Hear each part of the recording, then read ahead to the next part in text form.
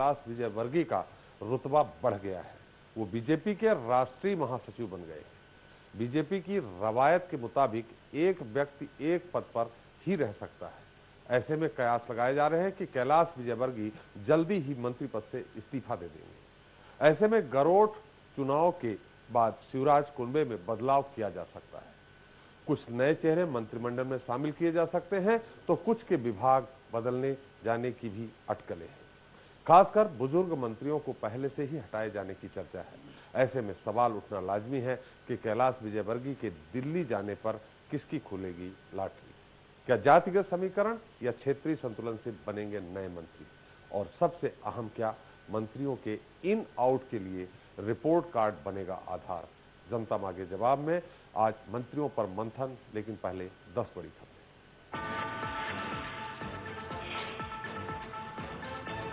Dewas BJP विधायक और दिग्गज नेता तुकोजीराव पवार का निधन। आज इंदौर के अपोलो हॉस्पिटल में ली आखिरी सांस। कल शाम 4 बजे होगा अंतिम संस्कार। तुकोजीराव पवार के निधन से सदमे में बीजेपी। सीएम शिवराज, नंद कुमार चौहान, भूपेंद्र सिंह ने जताया दुख। भावुक हुए विजय शाह, अरुण यादव ने भी जताया शोक। बीजेपी में शोक के बीच जबलपुर में राज्य मंत्री शरद जैन के सरकारी बंगले पर मना जन्मदिन का जश्न। कार्यक्रम में महापौर और अफसर भी पहुंचे।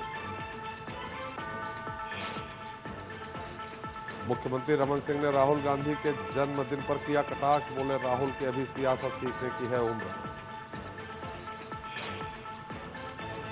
छत्तीसगढ़ में 300 करोड़ की लागत से लगेगी केला, टमाटर, फूल, लीची की 2 बड़ी प्रोसेसिंग यूनिट। सीएम हाउस पर हुआ 3 निजी कंपनियों से एमओयू। भोपाल राजा भोज एयरपोर्ट पर फिर टला बड़ा हादसा। लैंडिंग के दौरान एयर इंडिया फ्लाइट के दोनों इंजन हुए फेल। विमान में 130 यात्री थे सवार।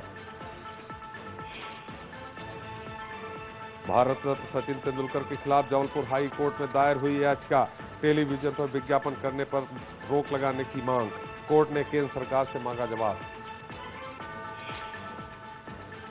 जगदलपुर में सरकारी मुलाजिमों ने कानून को दिखाया ठेगा। ऑन ड्यूटी खुलेआम एसडीएम की गाड़ी में छलकाए जाम। कारण बताओ नोटिस जारी। इटारसी रेलवे हादसे के दूसरे दिन फिर रहा असर। हबीबगंज जबलपुर रूट की 9 ट्रेनें आज भी रही रद्द। यात्रियों को वापस की 2.5 करोड़ से ज्यादा की रकम। और बिलासपुर यूनिवर्सिटी के बाहर एनएसयूआई का जमकर हंगामा। पुलिस से हुई झूमाझटकी। रिजल्ट में गड़बड़ी से भड़के छात्र।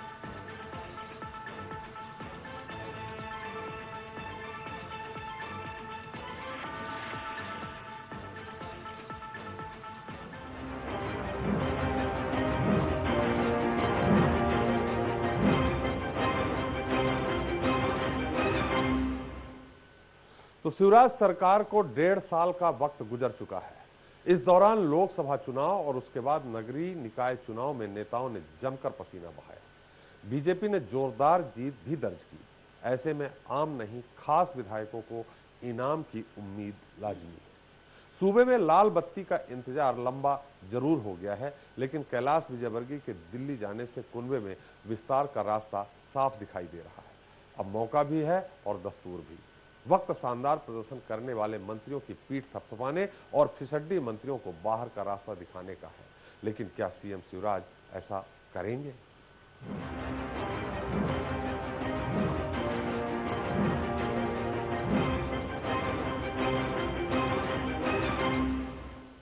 तो मध्य प्रदेश में पहले लोकसभा और उसके बाद नगरीय निकाय चुनाव के बाद मंत्रिमंडल विस्तार के कयास लगाए गए थे। हालांकि किन्हीं वजहों से यह टल गया, लेकिन अब मुफीद हालात में माना जा रहा है कि गरोठ उपचुनाव के बाद सीएम शिवराज अपने कुनबे में फेरबदल कभी भी कर सकते हैं। मध्य प्रदेश के नगरीय प्रशासन मंत्री कैलाश विजयवर्गीय के बीजेपी राष्ट्रीय महासचिव बनाए जाने के साथ ही सूबे में एक बार फिर मंत्रिमंडल विस्तार की अटकलें तेज हो गई हैं। लाल बत्ती के लिए लालायत विधायकों ने राजनीतिक गुणाभाग भी शुरू कर दिया है। माना जा रहा है कि गरोठ उपचुनाव के बाद कभी भी मंत्रिमंडल में फेरबदल किया जा सकता है। महासचिव बनाए जाने के बाद न्यूज एक्सप्रेस से खास बातचीत में खुद कैलाश विजयवर्गीय ने मंत्री पद छोड़ने के संकेत दिए थे। अध्यक्ष जी से और अध्यक्ष जी से इजाजत लेकर अगर वो अनुमति देंगे तो मैं संगठन का काम करना पसंद करूंगा, सरकार में रहना पसंद नहीं करूंगा। अगर अध्यक्ष जी अनुमति, नहीं, मैं पीछे नहीं हटना चाहता हूँ। हमारे यहाँ पार्टी के अंदर 2 पद नहीं रहते हैं और इसलिए मैं आग्रह करूंगा अध्यक्ष से, यदि अनुमति देंगे तो ही मंत्री रहूंगा, अदरवाइज मैं संगठन की जिम्मेदारी लेना पसंद करूंगा। देखेंगे जैसा अध्यक्ष जी और पार्टी का जो निर्णय होगा वो काम करूंगा। बीजेपी में एक व्यक्ति एक पद की रवायत रही है। पिछले 1 दशक में खुद सीएम शिवराज, नरेंद्र सिंह तोमर, उमा भारती और थावरचंद गहलोत भी केंद्र की राजनीति में रह चुके हैं और ये भी एक पद को सुशोभित करते रहे हैं। मध्य प्रदेश बीजेपी अध्यक्ष नंद कुमार सिंह चौहान भी मानते हैं कि सही वक्त पर कैलाश विजयवर्गीय इस्तीफा दे देंगे। ये तो राष्ट्रीय संगठन और हमारे पार्टी की राष्ट्रीय परंपरा है। पूरे देश भर में भाजपा की एक मान्य परंपरा के अनुसार संगठन निर्णय करेंगे। राष्ट्रीय अध्यक्ष माननीय अमित शाह जी इस संबंध में निर्णय करेंगे। अच्छा, और आज तक जो हुआ है वो मैं आपके सामने बता रहा हूँ। जाहिर है कैलाश विजयवर्गीय के इस्तीफे से मंत्रिमंडल विस्तार का रास्ता साफ हो जाएगा। ऐसे में सवाल उठना लाजमी है कि कौन कौन लाल बत्ती से नवाजे जाएंगे। सूत्रों के मुताबिक 6 से 8 नए चेहरों को सीएम शिवराज अपने कुनबे में शामिल कर सकते हैं। साथ ही कुछ मंत्रियों की छुट्टी भी हो सकती है तो कुछ के विभाग बदले जा सकते हैं। सूत्रों के मुताबिक सरकार ने एक रिपोर्ट कार्ड तैयार किया है जिसके मुताबिक जिन मंत्रियों के कामकाज से सत्ता और संगठन मुतमईन नहीं है उनमें शामिल हैं बाबूलाल गौर, ढलती उम्र, भोपाल से बाहर सक्रियता नहीं, कामकाज भी बहुत बेहतर नहीं। कुसुम महदेले, ढलती उम्र, बयानबाजी, विभाग का काम भी बेहतर नहीं। सरताज सिंह, ढलती उम्र, विभाग का काम भी बेहतर नहीं। जयंत मलैया, सूबे की बिगड़ती माली हालत, राजस्व में वृद्धि नहीं। यशोधरा राजे सिंधिया, अफसरों से तालमेल नहीं, उम्मीदों पर खरी नहीं उतरी। ज्ञान सिंह चिढ़ार, उम्मीद पर खरे नहीं उतरे। सुरेंद्र पटवा, उम्मीद पर खरे नहीं उतरे। शरद जैन, उम्मीद पर खरे नहीं उतरे। अंतर सिंह आर्य, उम्मीद पर खरे नहीं उतरे। जिनका प्रदर्शन बेहतर रहा उनमें हैं राजेंद्र शुक्ल, भूपेंद्र सिंह, गोपाल भार्गव, नरोत्तम मिश्रा, उमाशंकर गुप्ता, पारस जैन, लाल सिंह आर्य, दीपक जोशी, उम्मीद से बेहतर। रिपोर्ट कार्ड की बुनियाद पर अगर प्रदर्शन का आकलन किया गया तो कई दिग्गजों का मंत्रिमंडल से पत्ता कट सकता है। वहीं कुछ नए चेहरों को भी लाल बत्ती मिल सकती है। कैलाश विजयवर्गीय कोटे से रमेश मेहदोला, सुमित्रा महाजन कोटे से सुदर्शन गुप्ता, इनके अलावा भी कुछ विधायक मंत्री बन सकते हैं जिनमें विश्वास सारंग, रंजना बघेल, जयभान सिंह पवैया, चौधरी चंद्रभान सिंह, केदारनाथ शुक्ला और शंकर लाल तिवारी। हालांकि सीएम शिवराज फिलहाल कुछ भी खुलकर नहीं बोलना चाहते। तो वो तो मुख्यमंत्री का मामला है, जब चाहेगा करेगा, जितना चाहेगा करेगा।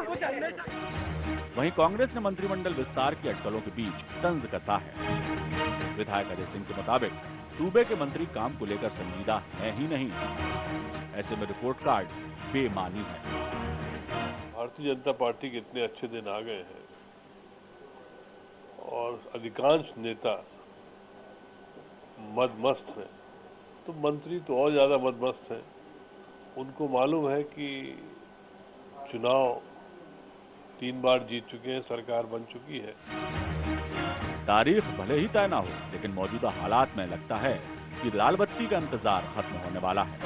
कुछ बुजुर्ग मंत्रियों की छुट्टी हो सकती है तो कुछ के विभाग बदले जा सकते हैं। वहीं कुछ नए चेहरे भी कुनबे में शामिल किए जा सकते हैं। मंत्रियों पर मंथन शुरू हो चुका है। ऐसे में देखना दिलचस्प होगा कि सीएम शिवराज क्षेत्रीय जातिगत समीकरणों के बीच मंत्रिमंडल में कैसे तालमेल बिठा पाते हैं। Bureau report, news express. तो जब सूबे में हो मंत्रिमंडल विस्तार की अटकलें, लंबी हो लाल बत्ती की लालसा, कुनबा बढ़ाना बन जाए चुनौती, तो सवाल उठते हैं। कैलाश के दिल्ली जाने पर किसकी खुलेगी लॉटरी? क्या जातिगत समीकरण या क्षेत्रीय संतुलन से बनेंगे नए मंत्री? क्या मंत्रियों के इन आउट के लिए रिपोर्ट कार्ड बनेगा आधार? तो इस मसले पर बात करने के लिए हमारे साथ मौजूद हैं बीजेपी के प्रवक्ता दीपक विजयवर्गीय जी। विजयवर्गीय जी, आपका बहुत बहुत स्वागत है। कांग्रेस प्रवक्ता पंकज चतुर्वेदी जी, आपका बहुत बहुत स्वागत है। और विशेष टिप्पणी के लिए मौजूद हैं हमारे साथ राजनीतिक विश्लेषक गिरिजाशंकर जी। गिरिजाशंकर जी, आपका बहुत बहुत स्वागत है। पहला सवाल गिरिजाशंकर जी हमारा आपसे है, कैलाश जी के महामंत्री बनने से, वहां जाने से भारतीय जनता पार्टी के मंत्रिमंडल में, शिवराज सरकार के, या यहाँ की राजनीति में क्या कोई परिवर्तन आप देखते हैं? कोई थोड़ा बहुत भी परिवर्तन हो? देखिए, कैलाश जी के दिल्ली राजनीति में जाने का जो चर्चाएं थी काफ़ी समय से चल रही थी, और अमित शाह जी ने जो फैसला किया उनको राष्ट्रीय महामंत्री बनाने का, तो मैं मीडिया का व्यक्ति होने के नाते धन्यवाद इसलिए देना चाहूँगा, इसलिए नहीं कि उन्होंने कैलाश जी को महामंत्री बनाया। पिछले कई महीनों से मीडिया में ये संभावनाएं, ये अनुमान और ये सूत्रों की खबरें चल रही थी कि कैलाश जी को महामंत्री बनाया जा रहा है। यदि अमित शाह जी ने उनको बना दिया तो कम से कम मीडिया के उन अनुमानों का और संभावनाओं का मान रख लिया, मीडिया सपोर्ट कर दिया। हाँ। दूसरी बात यह है कि कैलाश जी के दिल्ली जाने से कोई बहुत बड़ा सत्ता समीकरण बीजेपी के अंदर कोई बहुत बदलेगा या कोई उसमें कोई बहुत बड़े बदलाव आएंगे, ऐसा कुछ लगता नहीं है। ये जरूर है कि उनके दिल्ली की राजनीति में जाना एक बड़ी घटना इसलिए मानी जाएगी कि पिछले 10 साल से वो लगातार मंत्री हैं, और बीजेपी के अंदर जिन नेताओं को बड़े कद्दावर नेताओं के रूप में जिनको गिनती होती है, कैलाश जी उनमें से एक रहे हैं। और अब उनको मौका मिल रहा है कि अपनी प्रतिभा का प्रदर्शन, उनके राजनीतिक कौशल का, उनके संगठन क्षमता का, उनके अनुभव का लाभ राष्ट्रीय स्तर पर मिले। तो ये उनके लिए एक अपॉर्चुनिटी है कि वो इसका किस तरह अपनी पार्टी के हित में और अपने खुद के अपने अनुभव के विस्तार के लिए कितना बेहतर इसका उपयोग करते हैं। लेकिन कैलाश जी के चले जाने से मुझे ऐसा नहीं लगता कि तत्कालिक रूप से कोई राज्य की राजनीति से उनकी विदाई हो गई। अभी उनका राज्य की राजनीति में उनका दखल रहेगा, भले ही वो महामंत्री दिल्ली में रहें। आपने देखा होगा कि नरेंद्र सिंह तोमर दिल्ली में महामंत्री बनाए गए, उत्तर प्रदेश के प्रभारी बनाए गए, लेकिन उसके बाद भी राज्य की राजनीति में उनका दखल रहा है। इतने साल तक कैलाश विजयवर्गीय राज्य की राजनीति में रहे हैं, तो दिल्ली में वो कहीं भी किसी भूमिका में रहें, मुझे लगता है कि राज्य की राजनीति में कहीं न कहीं उनकी उपस्थिति बनी रहेगी, भले ही भूमिका कोई और हो। जी, सवाल यहाँ यही उठता है कि वो दिल्ली में तो चले गए हैं जी, लेकिन दिल्ली के मार्फत मध्य प्रदेश की राजनीति में पहले से ज्यादा दखल रखेंगे। नहीं, ऐसा लगता नहीं है।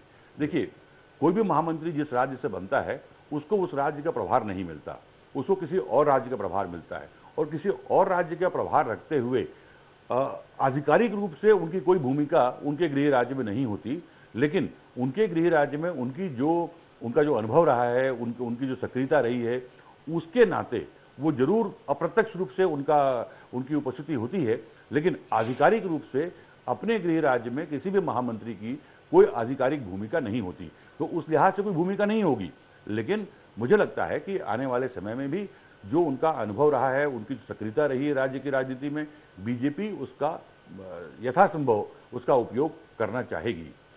बिल्कुल सही बात। हम आपके पास फिर आएंगे और ये जानने का प्रयास करेंगे कि जिस तरह से कैलाश जी गए हैं, सामान्य तौर पर कोई मंत्री पद छोड़ता नहीं है, संगठन में जाना नहीं चाहता है। कई बार ऐसे भी मौके आए कि लोगों को प्रदेश अध्यक्ष बनने तक के भी अगर उनको आमंत्रण दिया गया तो उन्होंने मंत्री पद छोड़ने के पहले बड़ा नानुकुर किया। तो ये एक, जिस तरह से नरेंद्र सिंह तोमर जी, खुद शिवराज सिंह जी जिस तरह से पहुंचे हैं जहाँ, ये एक कड़ी मान रहे हैं राजनीतिक गलियारों में लोगों में। लेकिन हमारे साथ दीपक जी, कैलाश जी जनरली लोग मंत्री पद नहीं छोड़ना चाहते हैं। कैलाश जी ने कहा है कि हम संगठन में ज्यादा काम करना चाहेंगे मंत्री पद की अपेक्षा। त्रिपाठी जी, राजनीतिक दलों में राजनीतिक कार्यकर्ताओं की भूमिका बदलती रहती है और सभी राजनीतिक दलों में ऐसा होता है, और भूमिकाओं का बदलना समय समय पर ये मैं समझता हूँ, क्योंकि राजनीतिक जीवन में बहुत लंबे समय तक कोई पारी नहीं होती है और इसलिए 30-40 साल के राजनीतिक जीवन में भूमिकाएं लगातार बदलती रहती हैं। ये राजनीतिक दलों के लिए एक सहज और साधारण प्रक्रिया है, और किसी भी कार्यकर्ता की ये जरूर इच्छा होती है कि वो नीचे अगर अपने शहर में काम कर रहा है तो जिले में काम करे, जिले वाला कहाँ सोचता है प्रदेश में काम करे, प्रदेश वाला सोचता है कि केंद्रीय स्तर पर काम करे। लेकिन भूमिकाओं का जो बदलना है ये सहज और सामान्य प्रक्रिया है, और मीडिया के लोग, राजनीतिक विश्लेषक, उनकी अपनी मजबूरियां हो सकती हैं, उनको अपनी स्टोरी बनाने के लिए आइडिया की जरूरत हो सकती है, लेकिन ये कोई साधारण प्रक्रिया है और इसको इसी नजरिए से देखना चाहिए। नहीं, बिल्कुल मैं दीपक जी उसी नजरिए से देख रहा हूं, लेकिन हमारा एक सवाल यहाँ ये भी उठ रहा है कि आपके यहाँ कई मंत्री पद खाली पड़े हुए हैं। कैलाश जी के आप, चूंकि उन्होंने खुद आपके नंद कुमार चौहान जी ने कह दिया कि हमारे यहाँ एक व्यक्ति एक पद की है, तो निश्चित तौर पे उनको इस्तीफा देना ही है। तो ये मुख्यमंत्री शिवराज सिंह चौहान जी ये मंत्रिमंडल का विस्तार क्यों नहीं कर रहे? कई ऐसे लोग हैं जो बेचारे 1.5 साल से इंतजार कर रहे हैं कि अब बने तब बने। इसी तरह आपके जो निगम मंडल हैं, उनके लिए भी लोग प्रतीक्षारत है पिछले 1 सालों से। देखिए त्रिपाठी जी, एक प्रक्रिया है भारतीय संविधान ने जो दी हुई है कि कोई भी चुनाव होते हैं, विधानसभा के चुनाव होते हैं, उसमें राजनीतिक दल चुनाव में उतरते हैं, विधायक चुन के आते हैं, और जो सबसे बड़ी राजनीतिक पार्टी होती है जिसके ज़्यादा विधायक होते हैं वो अपना नेता चुनते हैं। और जब नेता चुन लिया जाता है तो मुख्यमंत्री पद की शपथ लेता है, फिर वो अपनी टीम बनाता है। उसको 10 सदस्यों की ज़रूरत है, 15 की ज़रूरत है, 20 की ज़रूरत है, 22 की ज़रूरत है, 24 की ज़रूरत है। ये मुख्यमंत्री का विवेकाधिकार होता है, क्षेत्राधिकार होता है। पार्टी से वो सलाह ले सकता है। मुख्यमंत्री जी कह रहे हैं कि मुख्यमंत्री का काम है, जब चाहेंगे बनाएंगे, स्वाभाविक है ये। देखिए ये, लेकिन कार्यकर्ता तो पूरी आप खुद बोलते हैं कि जो भी सत्ता में हमारी पार्टी आती है तो एक एक कार्यकर्ता का उसमें प्रयास रहता है। सरकार है तो मध्य प्रदेश के 10 लाख कार्यकर्ताओं की उसमें भूमिका है, लेकिन मैंने आपको पूरी प्रक्रिया बताई कि पार्टी में, सरकार में किस तरह से फैसले होते हैं। और इसीलिए चाहे प्रदेश के स्तर पर हो, केंद्रीय स्तर पर हो, विधायक दल जो है वो अपनी शक्तियां मुख्यमंत्री या प्रधानमंत्री को दे देता है। फिर प्रधानमंत्री अपनी टीम का गठन करते हैं कि वो अपनी टीम में 10 लोगों को चुनते हैं, 12 लोगों को चुनते हैं, 18 लोगों को चुनते हैं। ये उनका विवेकाधिकार है, ये उनका क्षेत्राधिकार है।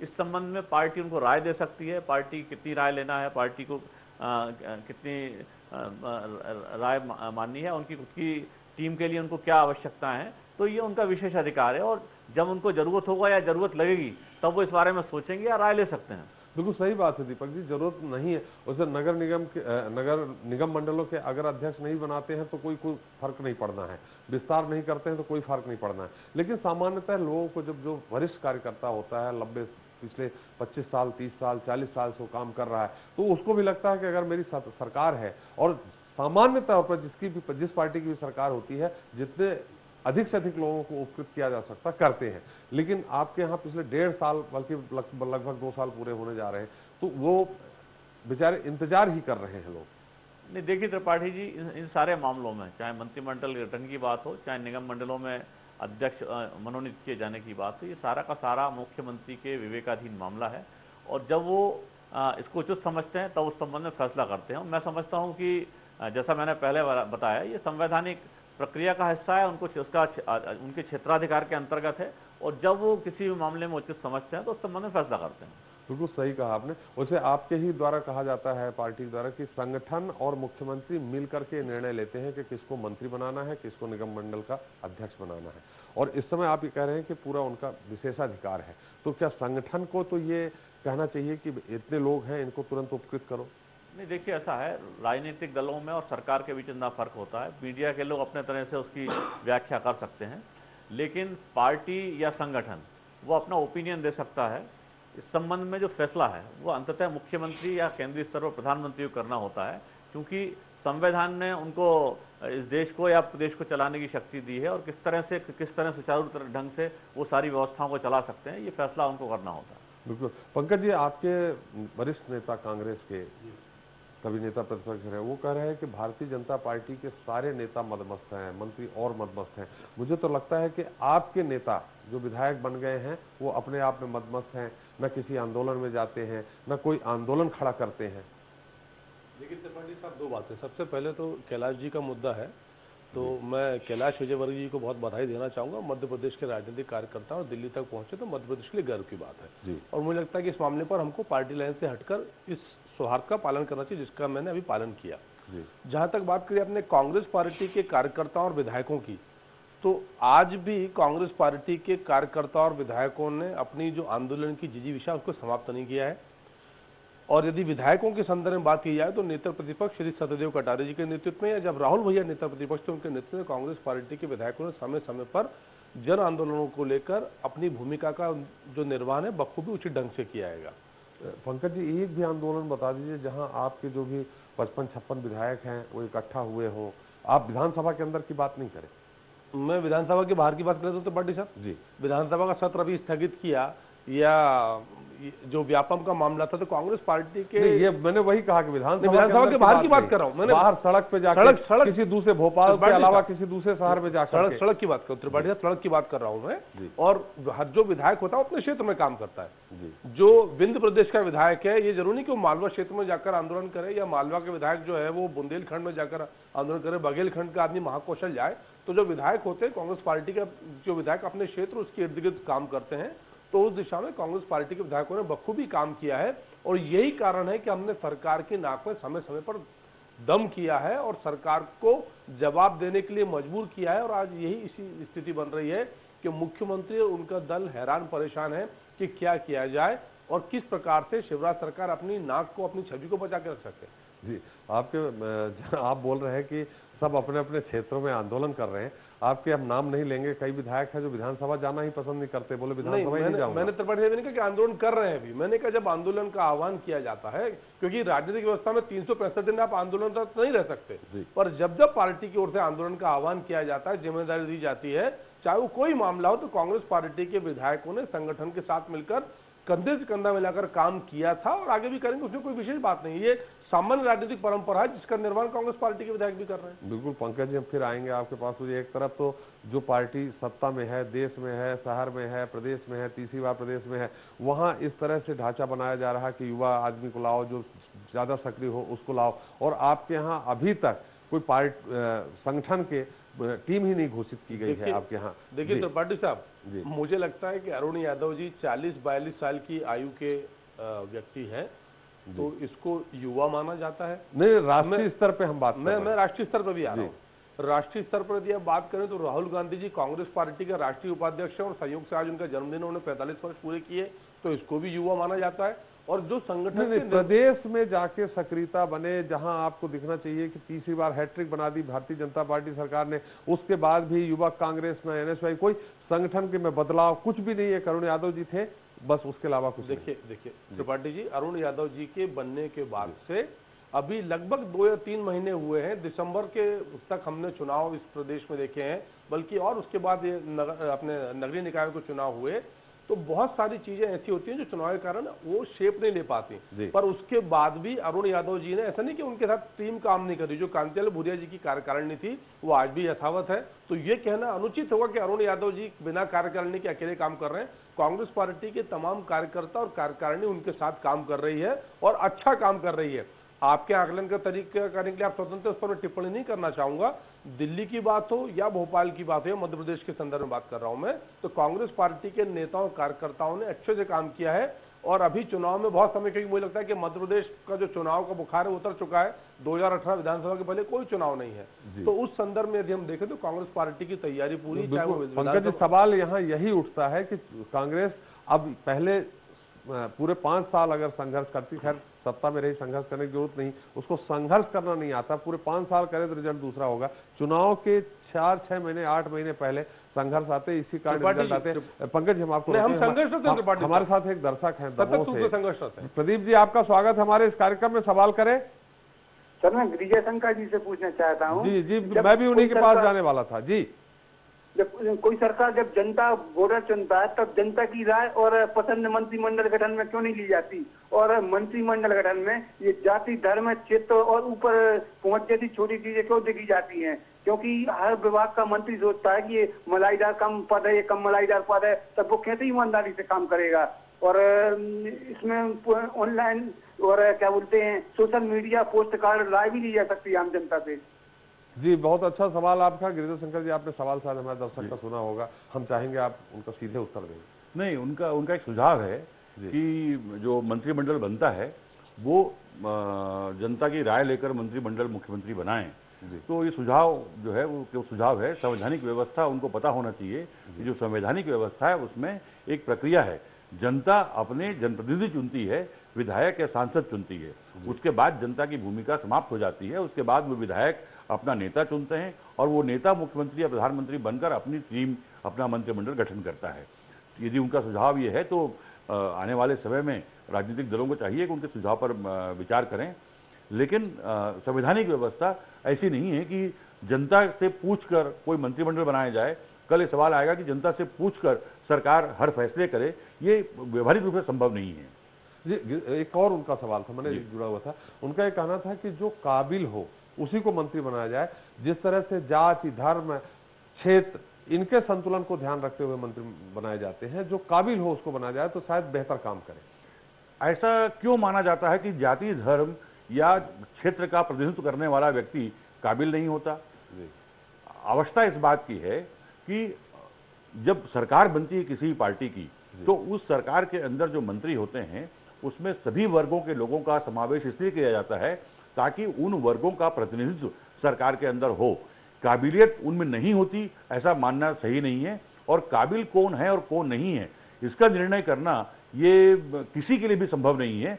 बेहतर ये होता है कि उनके जो अनुभव होते हैं क्षेत्र में, जनप्रतिनिधियों के लिए चुनाव लड़ने के लिए कोई शैक्षणिक योग्यता नहीं रखी गई है, तो उसके पीछे कारण यही है कि जो जमीनी अनुभव हमारे नेताओं को होता है, उस जमीनी अनुभव के आधार पर वो सरकार विधायक बनते हैं, सांसद बनते हैं, बाद में मंत्री बनते हैं और अपने जमीनी अनुभव के आधार पर वो सरकार चलाते हैं। क्योंकि लोकतंत्र में सरकार का जो प्रथम और प्राथमिक उत्तरदायित्व होता है। हम थोड़ा सा रोकेंगे, हमारे साथ तनावत से एक और दर्शक हैं पृथ्वीपाल, जो अपना सवाल करना चाह रहे हैं। पृथ्वीपाल जी, आपका स्वागत है इस कार्यक्रम में, अपना सवाल करें।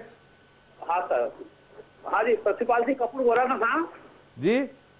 हाँ सर, मेरा निवेदन था कि खरगोन जिले और बड़वा तहसील को अभी तक प्रतिनिधित्व नहीं दिया गया है मंत्रिमंडल में। जी बिल्कुल, इसका उत्तर हम दीपक जी से जरूर लेंगे। एक तरफ अभी सवाल यही उठ रहा था कि क्षेत्रीय संतुलन, जाति, धर्म, इनके आधार पर नहीं बनना चाहिए, काबिल जो हो उनको बनाना चाहिए। गिरिजा शंकर जी उत्तर दे रहे थे। हमारे साथ एक और दर्शक हैं जबलपुर से मनीष। मनीष जी, आपका स्वागत है, अपना सवाल करें। सर, मैं ये कह रहा था, बड़वारा से विधायक मोती कश्यप जी है, जो माधी समाज से इकलौते विधायक हैं और जो 5 बार जीते हैं जी, 3 बार जबलपुर से जीते, 2 बार कटनी जिले से जीते हैं जी। तो मैं ये चाहूंगा कि उनको भी मंत्रिमंडल में लिया जाए, जो कि माझियों की जाति 35 से 40 लाख है मध्य प्रदेश में। मांग है उनकी। जी मनीष जी, ये आपकी मांग है निश्चित तौर पर। गिरिजा शंकर जी, हम लोग मंत्रिमंडल नहीं चुन सकते हैं, हम लोग सिर्फ इस पे चर्चा कर सकते हैं। निश्चित तौर पे आपने बात उठाई है, हमारे न्यूज एक्सप्रेस के माध्यम से पूरे प्रदेश में हमारे दर्शकों के बीच जाएगी। आपका बिल्कुल सही। हमारे साथ एक और दर्शक है इंदौर से, मोहन यादव जी। मोहन यादव जी, सुझाव अगर देना चाहते हैं लेकिन सवाल जरूर साथ में दीजिएगा। हेलो जी जी। सार्वजनिक मतों से जीते विधायक रमेश इंदौला जी जी, मंत्रिमंडल में दिया जाएगा। हमने ज्यादा मतों से पूरे प्रदेश में जीते हैं। जी जी जी, निश्चित यहाँ भी मांग आ गई गिरिजा भैया गिरिजा शंकर जी, यहाँ निश्चित तौर पे मांग है। आप अपना उत्तर पूरा करें आप। हाँ, तो मैंने कहा कि जो लोग मंत्रिमंडल में चुन के आते हैं लोकतंत्र में, उनकी काबिलियत को इस आधार पर नहीं आंका जा सकता कि वो कितने पढ़े लिखे हैं या उनकी दूसरी योग्यता क्या है। दरअसल वो जमीनी उनका अनुभव होता है और आम जनता से जुड़े होते हैं, आम जनता के वोटों से चुनकर आते हैं और सरकार में बैठकर उनकी पहली जिम्मेदारी होती है उस आम जनता की भलाई के लिए योजनाएं बनाएं, कार्यक्रम बनाएं और उनको अमल में लाएं। तो इसलिए काबिलियत का सवाल उस तरह का नहीं है। जहां तक सवाल बाकी जो सवाल हमारे पास आ रहे हैं, दरअसल सवाल कम, मांग अधिक है। उनकी चाहत है कि इन तमाम लोगों को अपने अपने जो उनके नेता हैं उनको मंत्री बनाया जाए। इस न्यूज चैनल के माध्यम से जो उनकी बातें हैं, जो निर्णय लेने वाले लोग हैं मंत्री बनाने के लिए, मैं समझता हूं कि उनकी बातें उन तक पहुंच रही होंगी और उनकी पार्टी के प्रतिनिधि यहां बैठे हैं, वो भी उन बातों उनकी चाहत को पहुंचाने का काम करेंगे। जी जी। गिरिजा शंकर जी, हम एक बात और यहाँ जानना चाहेंगे, लेकिन वक्त थोड़ा है ब्रेक का। हम आपसे जानना चाहेंगे कि चूंकि कैलाश जी वहाँ दिल्ली पहुंचे हैं, अब उसके बाद जो उनका पद खाली होगा, जो तो वो चाहेंगे कि उनका ही कोई आदमी बैठे। क्या ऐसा संभव हो पाएगा? क्या उनके अमित शाह जी की खास टीम में पहुंचे हैं तो क्या हो पाएगा या नहीं हो पाएगा, हम आपसे जानेंगे। लेकिन वक्त हो चला छोटे से ब्रेक का। ब्रेक के बाद भी चर्चा जारी रहेगी। हम जल्द हाजिर होते हैं, आप कहीं मत जाइए।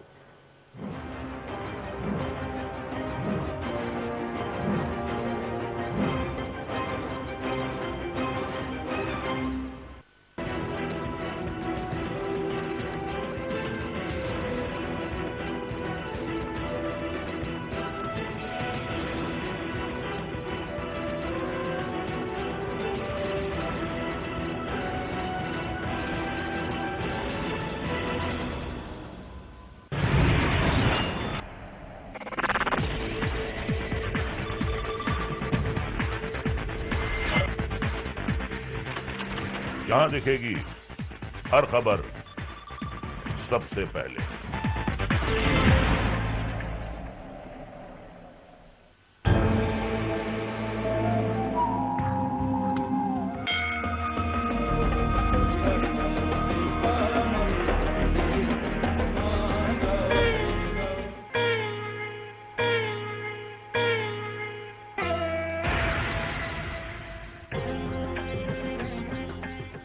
जुर्म दबे पांव आता है पर निशान छोड़ जाता है। जुर्म करने वाला कितना ही शातिर क्यों न हो, कानून उसे ढूंढ निकालता है और भेज देता है उसके असली ठिकाने। हवालात सोमवार से शुक्रवार रोज रात 9:30 बजे।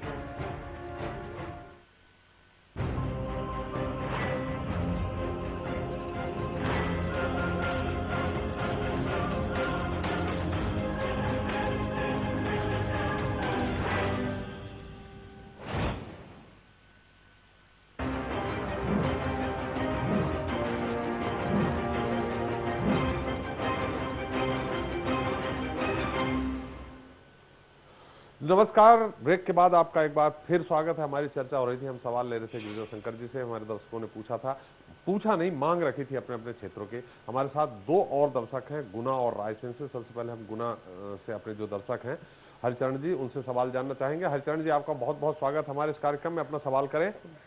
जी, मैं गुना से ये उम्मीद कर रहा हूँ कि जयभान सिंह जी पवैया जी है, विजयवर्गीय जी से मेरा सवाल है जो भाजपा के प्रवक्ता है जी। क्या पवैया जी को मंत्री बनाया जाएगा? एवं कार्यकर्ताओं की एक अपेक्षा है कि गुना और शिवपुरी जो संसदीय क्षेत्र है वो आज तक भी मतलब बीजेपी के जो कार्यकर्ता है या बीजेपी की जो रीढ़ है जी, वो अपेक्षा करती है कि पवैया जी को मंत्री बनाकर प्रभार भी यहाँ गुना शिवपुरी संसदीय क्षेत्र का दिया जाए। बिल्कुल सही आपने सवाल किया है। दीपक जी, हमें नहीं लगता इसका उत्तर देंगे, पर आपने सवाल किया है तो मैं उनसे जरूर पूछूंगा। हमारे साथ एक और दर्शक हैं रायसेन से, संतोष जी, अपना सवाल करें। आपका स्वागत है इस कार्यक्रम में। आदरणीय नमस्कार जी। मैं सभी राजनेताओं से पूछना चाहता हूँ जी,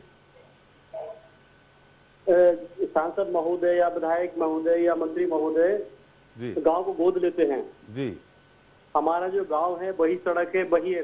जब से मैंने होश संभाला ही सुनने में आया शिक्षा, सड़क, बिजली, इसके अलावा कुछ नहीं जी।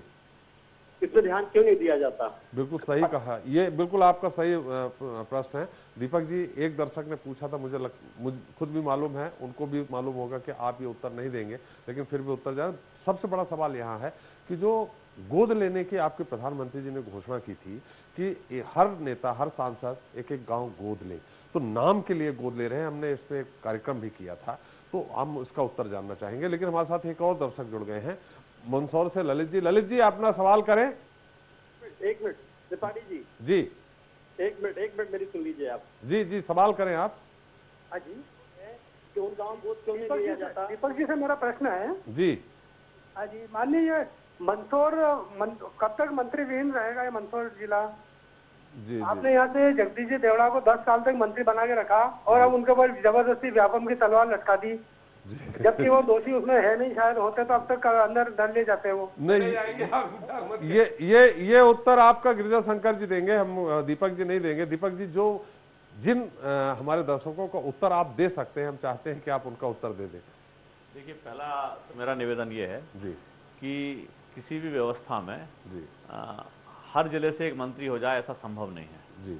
लोगों की आकांक्षाएं हो सकती हैं, लेकिन मुख्यमंत्री जी को अपनी टीम जो है वो बहुत सारे आयामों को देखते हुए बनानी होती है। एक योग्य टीम हो, सारे अंचलों का प्रतिनिधित्व हो और एक सर्वस्पर्शी टीम जैसी दिखे। निश्चित तौर पर ऐसी टीम बनाई जाती है और ऐसी टीम है। हर जिले का इसमें प्रतिनिधित्व हो, ऐसा संभव नहीं। संवैधानिक रूप से इस पर प्रतिबंध है कि जो भी विधानसभा में विधायकों की संख्या, उसके 15% से ज्यादा तो मंत्री कहीं हो ही नहीं सकते। तो लिहाजा ये आकांक्षा हो सकती है, लेकिन संवैधानिक रूप से संभव नहीं है।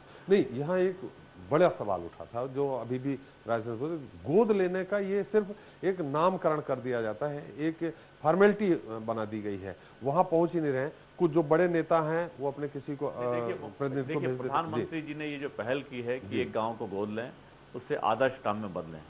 इसका आशय यही है कि वो सारे सांसदों को, और बल्कि मोटिवेशन तो नीचे था कि हर स्तर पर मोटिवेट कर रहे हैं कि एक आदर्श गांव किस तरह का होता है, उसको एक गांव को डेवलप करें और फिर उसी तर्ज पर हर गांव को 1500, 1600, 1700 जितने गांव होते हैं संसदीय क्षेत्र में, हर एक को डेवलप किया जाए।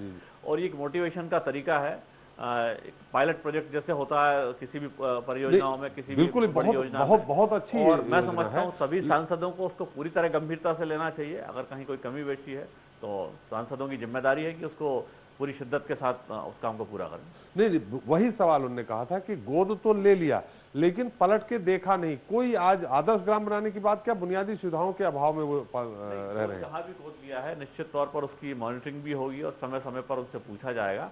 इसलिए ये संभव नहीं हो सकता कि उसको पूरी उपेक्षा कर दी गई हो, लेकिन कहीं कोई कमी बेशी है तो जो भी संबंधित सांसद हैं उनको ध्यान देना चाहिए और जनता की जो आकांक्षाएं हैं, उनके क्षेत्र के लोगों की आकांक्षाएं, उनको पूरा करने के लिए ज्यादा समय देना चाहिए। और कुछ हम आपको जानकारी दे दें, कुछ ऐसे भी सांसद हैं जो पहले से बहुत डेवलप्ड गांव हैं, जो बहुत पूरी तरह से उनमें हर तरह की सुविधाएं हैं, उनको गोद ले लिया है। वो भी हम आपको बताएंगे, जानकारी देंगे निश्चित तौर पे। आपने कहा कि करना चाहिए, हम आपको 2 महीने, 4 महीने, 6 महीने बाद जब 1 साल हो जाएंगे तो हम आपको फिर दिखाएंगे कि उन गाँव की स्थिति क्या है। पंकज जी, जब गाँव को गोद लेने की बात आई है, निश्चित तौर पर आप भी मानेंगे ये योजना बहुत अच्छी है और सारे सांसदों को है, जिसमें कांग्रेस के भी सांसद हैं। कांग्रेस के सांसदों ने तो आज तक गांव ही चिन्हित नहीं किया है कि हम ये गोद लिए।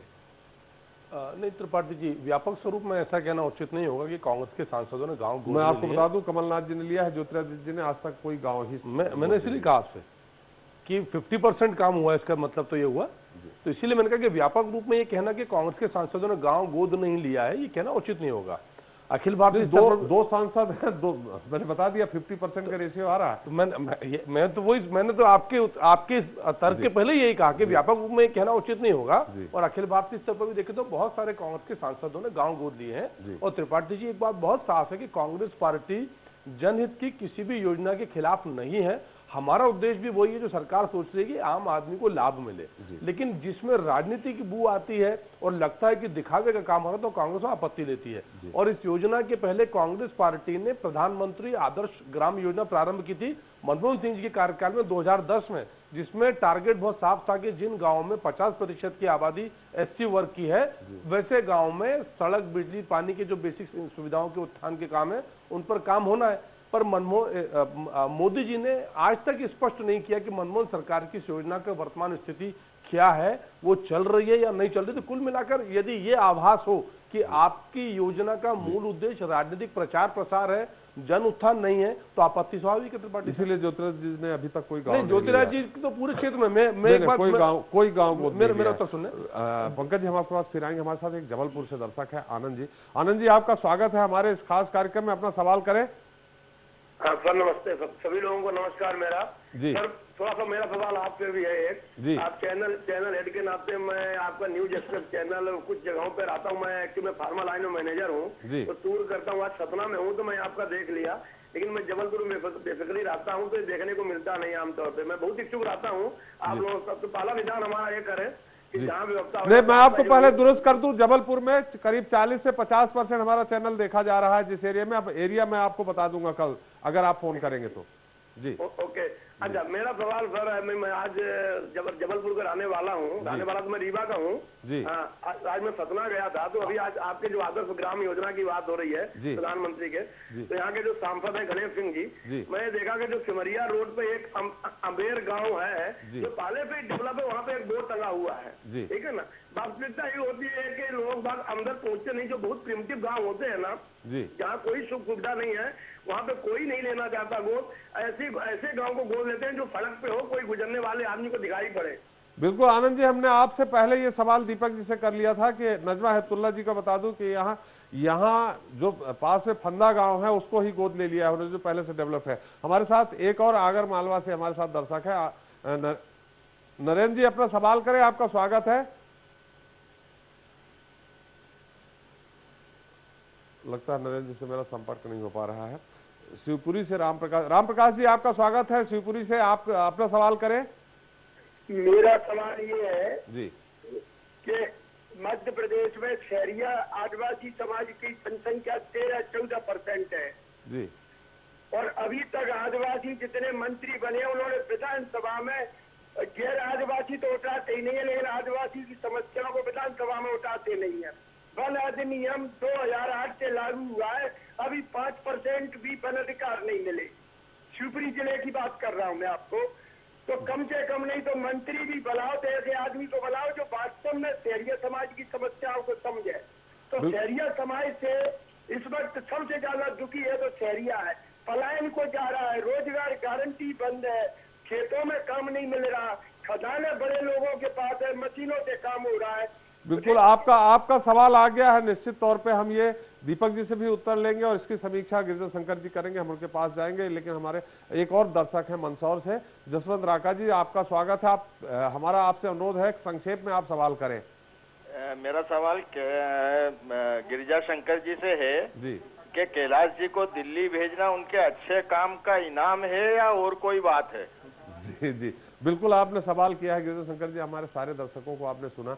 एक दर्शक ने, जैसे हमने पहले दीपक जी से उत्तर लिया, दीपक से सवाल किया कि डेवलप गांव माने फॉर्मेलिटी की जा रही है। मोदी जी ने आदेश दिया कि आप ऐसे गांव लें जिसमें कोई सुख सुविधा ना हो, उसको आदर्श ग्राम बना दे। तो इस तरह कम से कम यहाँ मध्य प्रदेश में ही 29 आदर्श गांव बन जाते, लेकिन फॉर्मेलिटी की जा रही है, डेवलप गांव लिए जा रहे हैं। नजमा हितुल्लाह का उदाहरण हमने दिया, अभी उनने गणेश सिंह का बताया। एक पहला सवाल ये है। दूसरा, राका जी ने आपसे सीधे सवाल किया।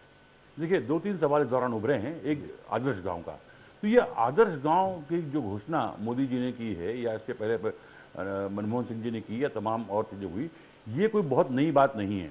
यदि मध्य प्रदेश का उदाहरण देखें तो जब 25 साल पूरे हुए मध्य प्रदेश को, तो 1980-82 में 81 में रजत जयंती गांव घोषित किए गए और हर जिले में एक गांव को गोद दिया गया रजत जयंती गांव के नाम से।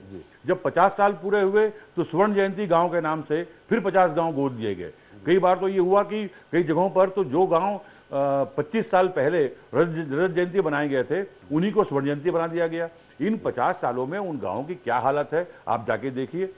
तो वही हाल है। ये आदर्श गांव बनाने वाली तमाम जो चीजें होती हैं वो केवल आई वॉश होती है, फॉर्मेलिटी होती है। आदर्श गांव क्यों होता है? सारे गांव आदर्श क्यों नहीं हो सकते? ये जो बुनियादी सुविधा है वो सारे गांव तक पहुंचे, ये सरकारों का विचार होना चाहिए। और इसीलिए लोगों की शिकायतें, हमारी आपकी शिकायतें भी होती है कि ये केवल औपचारिकता बनकर रह जाती, गांव का विकास नहीं होता। दूसरी बात जो शिवपुरी के दर्शक ने की कि जो शहरी आदिवासी हैं उनकी बात नहीं सुनी जाती, भले ही आदिवासी वर्ग से मंत्री हैं। ये बहुत गंभीर सवाल है। और दरअसल जब हम आदिवासियों की बात करते हैं मध्य प्रदेश के संदर्भ में, तो हम भील, गोंड, दूसरे आदिवासियों की बात तो बहुत कर लेते हैं। शहरिया आदिवासी जो है वो वाकई हमारे विमर्श से कहीं छूट जाते हैं और उनके सवाल को हम मीडिया के लोग तो गंभीरता से लेंगे ही। मैं समझता हूँ राजनीतिक दलों को और सरकारों को भी गंभीरता से लेना चाहिए कि शहरिया आदिवासियों की समस्याओं को प्राथमिकता दें। दीपक जी को बिल्कुल आखिरी जो बात उन्होंने कही, जो पूछा है कि कैलाश जी को दिल्ली जाना जो है अच्छे काम का इनाम या कोई और, तो खैर ये क्या है ये तो शायद कैलाश जी भी नहीं बता पाएंगे, तो अमित शाह जी बताएंगे कि उन्होंने क्या दिया है। लेकिन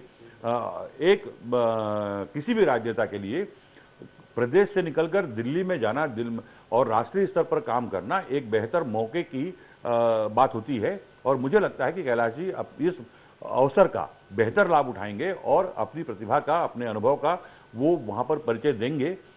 अब आने वाले समय में मालूम पड़ेगा कि उस मौके का लाभ उनको किस रूप में मिला, किस रूप में नहीं मिला। आप जब शुरुआत में हम बात कर रहे थे, मैं छोटी सी बात और कहना चाहूंगा इसमें कि कई बार मौका आया है। हम थोड़ा सा रोकेंगे, एक और हम आपसे सवाल करना चाह रहे हैं सतना से प्रदीप तिवारी जी। प्रदीप जी आपका बहुत स्वागत है, आप सवाल करें। हेलो जी दीप तिवारी जी अपना सवाल करें। नमस्कार सर, मैं एक निवेदन करना चाहूंगा। जरा इस मुद्दे में जो चर्चा हो रही है उससे थोड़ा हटकर है जी। हमारा सतना जिले के अंतर्गत अमरपाटन ब्लॉक में एक गांव है सिमरी जी। 1947 में देश आजाद हुआ था जी, और उसके बाद एक मुख्यमंत्री सड़क योजना आई थी और आज तक उस गांव की मुख्यमंत्री सड़क योजना कंप्लीट नहीं हुई है। जिसमें भारतीय जनता पार्टी सरकार का किसी तरह से कोई रोल नहीं है और अधिकारियों से बात करने के बाद वो हर तरह की समर्थता जताते हैं और आज तक उसकी कंप्लीट नहीं हुई। निश्चित तौर पे आपने हमारा यहाँ आपका सवाल नहीं था, आपने जानकारी दी है, शिकायत की है। हमारे दीपक जी सुन रहे होंगे, उनको उस गांव का नाम भी याद आ जाएगा, अमरपाटन ब्लॉक में सेवरी। वो आगे कुछ बोलना चाहेंगे। गिरिजा शंकर जी अपना उत्तर दे रहे थे, लेकिन पंकज जी आप कुछ बोलना चाह रहे हैं बीच में। मेरा आगे बहुत साफ है, कैलाश जी के संदर्भ में चर्चा हो रही है तो त्रिपाठी साहब आज कैलाश जी के बारे में आपसे कहाँ पूछा? नहीं, मैं उसी मैं कैलाश जी के संदर्भ में बात कर रहा हूँ जी। कैलाश जी के संदर्भ में चर्चा हो रही है तो कैलाश जी ने टीवी पे कहा, अभी आपकी रिपोर्ट और आपसे चर्चा में उन्होंने कहा कि वो एक व्यक्ति एक पद के सिद्धांत का पालन करते हैं। तो कैलाश जी अब राजनीतिक समय के हिसाब से फैसले ले रहे हैं। ये वही कैलाश विजयवर्गीय जी जो महापौर विधायक दोनों पद पे थे और आज भी मेरी जानकारी में मालिनी गौड़ विधायक भी और महापौर भी है। ये बीजेपी की परंपरा है। तो कैलाश जी ने अवसर देखकर के उनको दिख रहा है कि शिवराज से उनकी नहीं बन रही है, शिवराज जी से उनकी नहीं बन रही है, तो दिल्ली का रास्ता लिया है। और जो बीजेपी की जो परंपरा है, क्योंकि ये इनका मामला है किसको क्या बनाते हैं, पर जो कांग्रेस की चिंता वो चिंता ये है कि यदि शिवराज जी में और कैलाश जी में राजनीतिक द्वंद्व चला, ये भारतीय जनता पार्टी का आपस का है। इसमें कांग्रेस अपना देखेगी, मध्य प्रदेश देखेगी त्रिपाठी साहब जी। ये मुख्यमंत्री का किसी बीजेपी के नेता से द्वंद्व चलता है तो असर तो मध्य प्रदेश की जनता पर पड़ेगा भाई। उसका जो राजनीतिक लाभ हानि बीजेपी के मुख्यमंत्री और कैलाश जी के होने हैं उसका फर्क मध्य प्रदेश की जनता पर पड़ना है। और आज कैलाश जी को एक व्यक्ति एक पद का सिद्धांत दिख रहा है, जब महापौर विधायक थे तब नहीं दिखा उनको। बिल्कुल, ये आपने इसका उत्तर हम दीपक जी से लेंगे, लेकिन गिरिजा शंकर जी हमारे दर्शकों का सवाल का उत्तर दे रहे थे जी। गिरिजा शंकर जी, जो बात थी कि कैलाश जी के दिल्ली जाने का क्या अर्थ है, तो ऐसा ये पहली बार नहीं हुआ है। इसी मध्य प्रदेश में नरेंद्र सिंह तोमर राज्य शासन में मंत्री थे और नई सरकार नई मतलब जो शिवराज सिंह की नए मुख्यमंत्री बने थे और उस दौरान भी एक मौका आया जब उनको मंत्री पद छोड़कर वो संगठन में गए। हालांकि वो प्रदेश संगठन में गए थे और उसके बाद उनका राजनीतिक घटनाक्रम किस तरह से हुआ। छत्तीसगढ़ की बात करें तो जब दो केंद्रीय मंत्री छत्तीसगढ़ से थे, रमेश बैस और रमन सिंह जी, और जब प्रदेश अध्यक्ष चुनने की बात आई तो दोनों के पास ये ऑफर था कि कौन मंत्री पद छोड़कर संगठन में जाना चाहता है। जो मंत्री पद छोड़कर संगठन में गए उनका राजनीतिक घटनाक्रम क्या हुआ हमारे सामने है। तो ये कहना बहुत मुश्किल है कि यदि आप मंत्री पद छोड़कर संगठन में जा रहे हैं तो घाटे का सौदा है, या संगठन छोड़कर मंत्री बन रहे हैं जैसा संगठन छोड़कर शिवराज सिंह जी मुख्यमंत्री बने, तो ये नहीं मुद्दा है। मुद्दा दरअसल ये है कि आप अपनी क्षमता का, अपने अनुभव का और आप अपनी जो राजनीतिक निपुणता है उसका किस तरह परिचय देते हैं और उसके आगे आपके रास्ते अपने आप बनते हैं जी। नहीं, यहाँ एक बात ये भी उठ रही है जी कि जैसा कि उन्होंने कहा, आपने उसका उत्तर दिया कि कैलाश जी क्यों गए, कैसे गए। यहाँ राजनीतिक गलियारों में ये बात आ रही है कि आपने देखा होगा, चाहे शिवराज जी हो चाहे नरेंद्र सिंह जी हो, ये जब राष्ट्रीय राजनीति में थे उसके कारण आज इस जगह पे है। तो शायद कैलाश जी उस रास्ते इस जगह पे आना चाह रहे हैं। नहीं, वो आना चाहते हैं ये कहना बहुत मुश्किल है।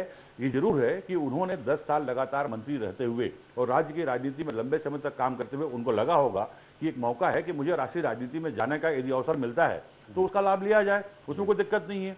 जहां तक सवाल मुख्यमंत्री से उनके विवाद हैं या नहीं है, या आगे वो द्वंद्व कहां तक जाएगा, क्या जाएगा, ये कोई बहुत बड़ा मुद्दा नहीं है।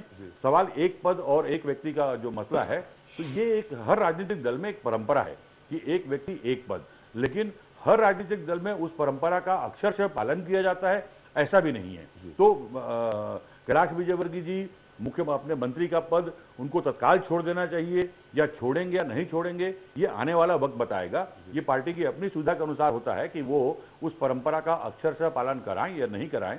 तो एक बार मुख्यमंत्री से चर्चा करने के बाद, पार्टी अध्यक्ष चर्चा करने के बाद जो स्थिति उभरेगी उसके बाद शायद है कि जैसा वो खुद कह रहे थे कि मैं मंत्री पद से इस्तीफा दे दूंगा। जो बहुत सारे दर्शकों के सवाल बल्कि चाहत जो हमारे सामने आई है वो इस रूप में आई है।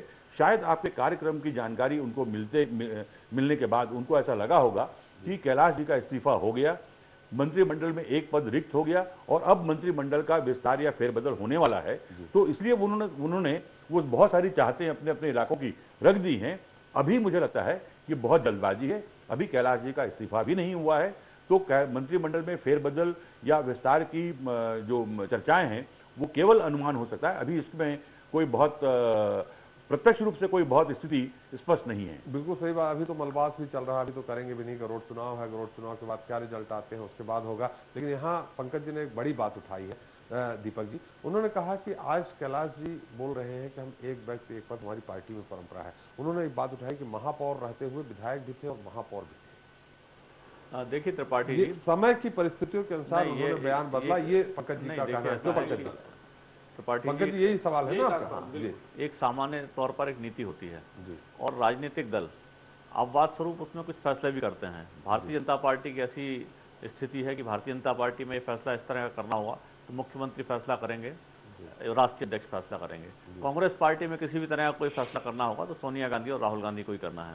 तो ये पार्टियों के अपने फैसले होते हैं और चूंकि कई बार ऐसा होता है कि जैसे महापौर का कार्यकाल 6 महीने बचा है, 8 महीने बचा है, तो उसके लिए नए चुनाव कराया जाए, बीच में ही चुनाव पूरे शहर को नए चुनाव में झोंक दिया जाए, ये कई बार पार्टी सोचती है कि ये बहुत ठीक फैसला नहीं होगा और इसीलिए कई बार कार्यकर्ताओं को उसको आगे बढ़ाने की चुनौती दी जाती है, जिम्मेदारी दी जाती है। कार्यकर्ता पार्टी के जो फैसले हैं उसको मानते हैं, चाहे वो अभी का मामला हो या 10 साल पहले का मामला हो, ये पार्टी का फैसला होता है और पार्टी और मुख्यमंत्री इस संबंध में चर्चा करके फैसला करते हैं। नहीं, इन्होंने सवाल आपने कहा कि चुनाव न हो दोबारा, पूरे शहर को या पूरे उस क्षेत्र के लोगों को क्यों फिर से चुनाव में झोंका जाए, इन्होंने सवाल उठाया। माननीय गौरव जी का मामला ले लें तो ये तो अभी बने हैं तो पूरे 5 साल चलेगा।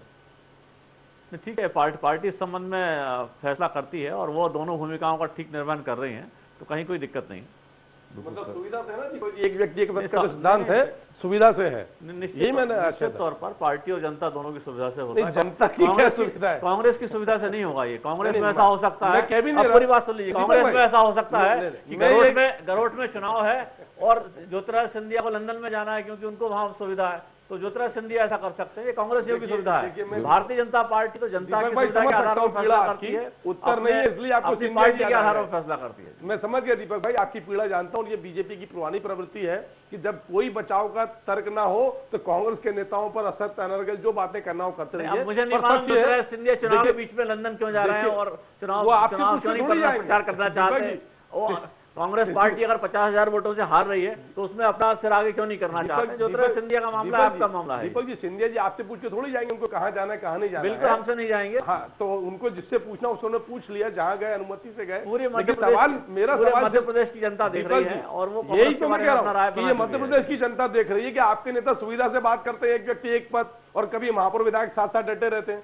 तो ये जो दिखावे की राजनीति, इसको बंद करो आप, और आप तय करो कि हम सुविधा से अपनी जब तक हमारी सत्ता की मर्जी हम चिप करेंगे वहां पर। बहस दूसरी तरफ जा रही है पंकज जी, बिल्कुल ये बात बिल्कुल सही है। जनता, आपने कहा जनता देख रही, जनता ये भी चाह रही है कि विपक्ष सशक्त हो, और ये शायद दीपक जी की भी चिंता कि विपक्ष सशक्त हो, कि आप चुनाव हार रहे हो फिर भी विदेश जा रहे हैं, अगर आपके चेहरे के मार्फत ज्यादा मत मिल सकते हैं, हो सकता है कुछ रिजल्ट आ जाए, हो सकता है संजीवनी मिल जाए, तो ये होना भी चाहिए। और शायद गिरिजा शंकर जी भी इस बात से सहमत होंगे कि जब तक विपक्ष मजबूत नहीं होगा तो लोकतंत्र अच्छा नहीं होगा। गिरिजा शंकर जी, हमारा चूंकि समय समाप्त हो रहा है, हम आपकी आखिरी टिप्पणी जानना चाहेंगे इसमें कि जो भी अभी बहस हुई उसमें क्या इसका नतीजा हो सकता है? क्या कैलाश जी वाकई में उस रास्ते इधर आ सकते हैं, या जैसा पंकज जी ने कहा कि ज्योतिरादित्य जी बाहर गए हैं, ये उनकी मर्जी, आपसे क्या लेना देना, विपक्ष मजबूत होना चाहिए या नहीं? सभी दोनों दलों में क्या निर्णय हो उनके दलों की मर्जी होती है, कोई दूसरा दल उसमें कोई हस्तक्षेप या कोई टिप्पणी उनका करना उचित नहीं है। जहां तक विपक्ष का सवाल है, विपक्ष को मजबूत होना चाहिए और विपक्ष मजबूत नहीं है, ये दोनों स्थितियां हैं। यदि पंकज जी ये मानते हैं कि उनकी पार्टी विपक्ष की बड़ी बेहतर भूमिका निभा रही है और उससे संतुष्ट हैं, तो ये उनके लिए बधाई की बात है। लेकिन मुझे लगता है कि विपक्ष को ज्यादा बेहतर, ज्यादा आक्रामक ढंग से काम करने की जरूरत है, खासकर मध्य प्रदेश में, जहां पर बीजेपी और कांग्रेस के बीच मतों का और सीटों का अंतर बहुत ज्यादा है। जी, राजनीतिक व्यवस्था में गिरिजा भैया, संतुष्टि जिस दिन आपने मान लिया उस दिन आपका समापन है। तो कांग्रेस पार्टी अच्छे प्रयास कर रही है, पर हर बार और अच्छे प्रयास की गुंजाइश होती है, उस दिशा में हम काम कर रहे हैं। जी, लेकिन पीछे आते जा रहे हैं। नहीं, देखिए त्रिपाठी साहब, मेरा मानना बहुत साफ है कि राजनीतिक व्यवस्था में यदि राजनीतिक दल का आकलन चुनाव परिणाम के आधार पर सिद्ध किया जाएगा तो वो गलत है। बहुत सारी चीजें होती हैं परिणाम के प्रभावित करती हैं, कई सारे कारण होते हैं, और इसलिए कि कांग्रेस पार्टी मध्य प्रदेश में चुनाव हार गई 2 बार या तीसरी बार चुनाव की तो खारिज करने गलत है। 10 साल तक दिल्ली हमारी सरकार थी, तो ये आपने कहा चुनाव की दृष्टि से राजनीतिक परफॉर्मेंस देखा जाए ये गलत है, तो क्या मैंने चुनाव मैंने ये नहीं कहा त्रिपाठी साहब, मेरे वक्तव्य को गलत तरीके से प्रस्तुत किया जा रहा है। मेरा कहना यह कि सिर्फ चुनाव नतीजों के आधार पर आकलन करना उचित नहीं है। बहुत सारी चीजें होती हैं जिनके आधार पर आकलन किया जाता है।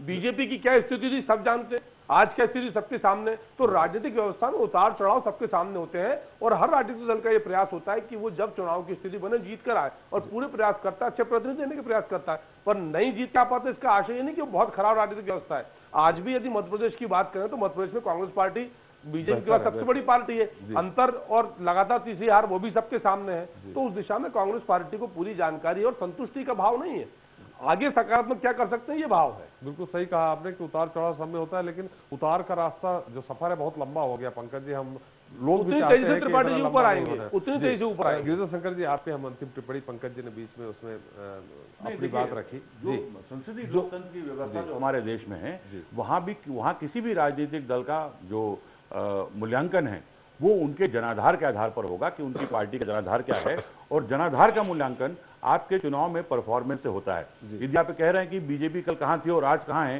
तो आखिर उसका मूल्यांकन आप इस रूप में कर रहे हैं कि कल 2 सीटों की पार्टी थी, आज 242 सीटों की पार्टी है। वही मूल्यांकन कांग्रेस का भी होगा कि कल आप सत्ता में थे और आज 44 सीट के साथ हैं। तो ये बिल्कुल संभव नहीं है कि चुनाव में जो परफॉर्मेंस किसी पॉलिटिकल पार्टी का होता है, संसदीय लोकतंत्र में वही उसकी सफलता का और उसके जनाधार का पैमाना होता है। और इस बात को ध्यान रखकर ही हम संसदीय लोकतंत्र में हर राजनीतिक दल जो है वो अपनी चुनावी सफलता को आगे बढ़ाने की ओर जाता है। और इसलिए चुनाव में हार से कहीं निराश होने की बात नहीं है। वो आप उस व्यवस्था में पूरी मजबूती से कायम है, लेकिन संसदीय लोकतंत्र में आपकी जो सारी सफलता जो है वही आपके ताकत का, आपके जनाधार का पैमाना होता है। बिल्कुल सही बात कही गिरिजा शंकर जी, आपने जो विशेष टिप्पणी की आपका बहुत बहुत धन्यवाद। हमारा समय समाप्त हो रहा है। पंकज जी आपका भी बहुत बहुत धन्यवाद और दीपक जी आपका भी बहुत बहुत धन्यवाद। उम्मीद करते हैं कि जल्दी ही शिवराज जी कुछ जल्दी निर्णय लेंगे। और हमारे उन तमाम दर्शकों का धन्यवाद जिन्होंने अपने अपने क्षेत्र से अपने अपने नेताओं का मंत्री बनाने की, अपने अपने विधायकों के मंत्री बनाने की मांग रखी, उनका भी बहुत बहुत धन्यवाद।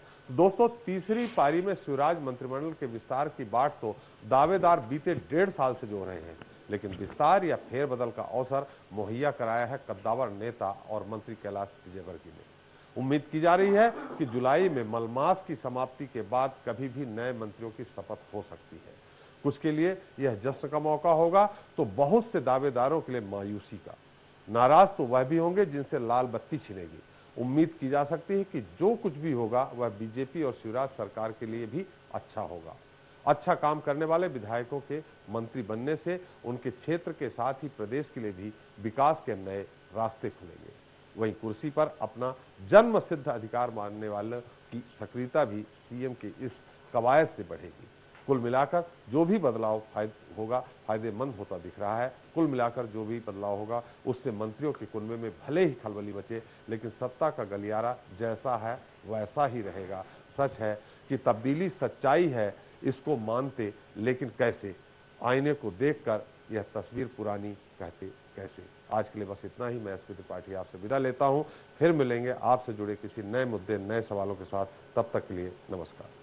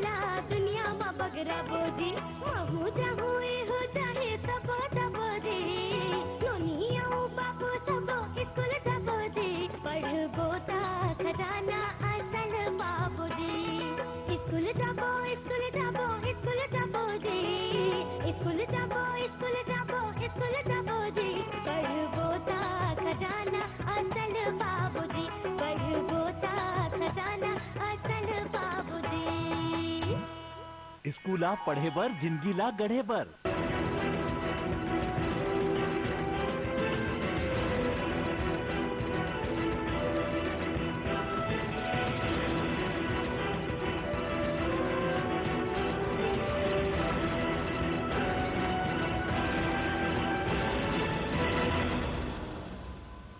प्रिय बहनों और भाइयों, नमस्कार।